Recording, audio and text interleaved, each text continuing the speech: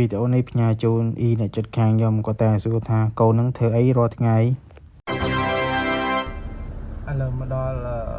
កន្លែងចតឡាននៅក្រុមហ៊ុនហើយឥឡូវយើងចេញទៅធ្វើការ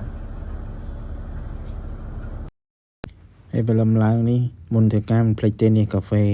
ហើយបានកាហ្វេហើយនេះចុច scan ដៃហើយមករកអីញ៉ាំអាហារពេលព្រឹកនៅក្រុមហ៊ុនឥឡូវឆែកមើលថ្ងៃនេះមានអីគេញ៉ាំចេះយ៉ាស់បានបបរសអាកាសធាតុល្ងាចេះបានបបរសតែងៀតពងទាប្រៃ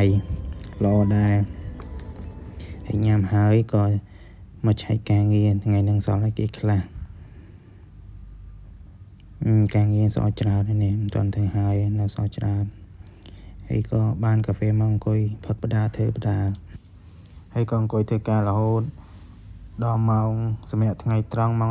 12ក៏ទៅញ៉ាំបាយម្សាទៀតហើយថ្ងៃនេះបានស្ងោរជ្រក់គ្រឿងសមុទ្រជាមួយនឹងឆាខ្ញីហើយញ៉ាំហើយក៏ចូលធ្វើការវិញធម្មតារហូតដល់ម៉ោង6ទើបបានសម្រាប់